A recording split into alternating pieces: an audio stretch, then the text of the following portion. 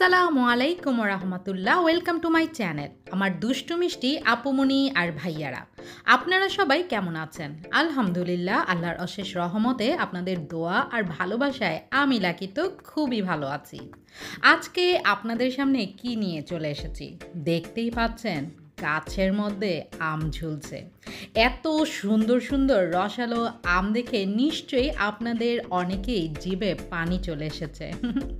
অনেকেই এই কাঁচা আম কিন্তু অনেক শখ করে খায়, আর এই কাঁচা আম এমনভাবে খায় মনে হয় অনেক মিষ্টি। আসলে এই কাঁচা আম কিন্তু অনেক অনেক টক।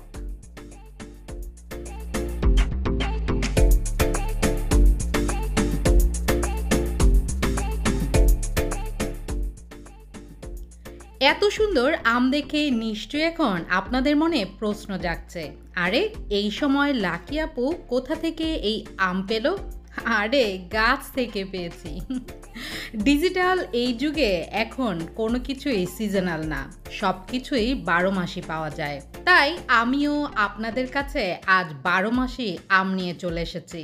কার কার জিভে জল চলে এসেছে আর কার কার ইচ্ছে হচ্ছে গাছ থেকে এখনই আমগুলো পেড়ে হয় কাঁচা কাঁচা খেতে, আর না হয় কাসুন্দি দিয়ে মেখে মজা করে অনেক ইয়াম্মি করে খেতে।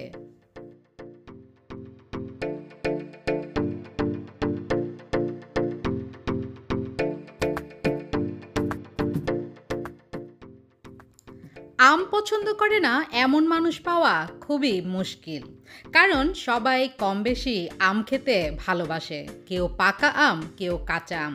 আর সবাই তো জানেনই আমের অনেক রকমের জাত রয়েছে। রয়েছে ল্যাংড়া আম, রয়েছে রাজশাহীর ফজলি আম, অনেক অনেক রকমের আম। এক একটা আমের স্বাদ এক এক রকম। আমাদের জাতীয় ফল কাঁঠাল হলেও ফলের রাজা কিন্তু আমকেই বলা হয়। মানুষ কাঁঠালের তুলনায় আমটাই কিন্তু বেশি খায়। কেউ আম চিবিয়ে চিবিয়ে কাঁচা খায়, কেউ বা পাকা আম চুষে চুষে খায়, কেউ বা কেটে কুটে খায়। যার যেমন ইচ্ছা সে অমন করেই আম খায়।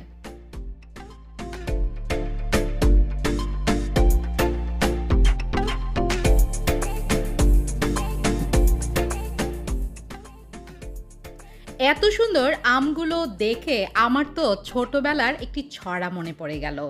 ছড়াটি হচ্ছে, ঝড় এলো এলো ঝড়, আম পর কাঁচা আম পাকা আম টক টক মিষ্টি, এই যা এলো বুঝি বৃষ্টি।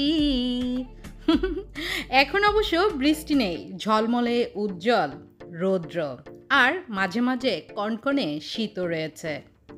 আর এই তো দেখতে পাচ্ছ ছোট্ট একটি আম। এই আমটিও আস্তে আস্তে বড় হবে, তারপরে পাকবে। তবে যারা এখানে আম প্রেমী রয়েছ তাদের কিন্তু এই আমগুলো ডাকছে, বলছে আসো আসো আমাকে খাও।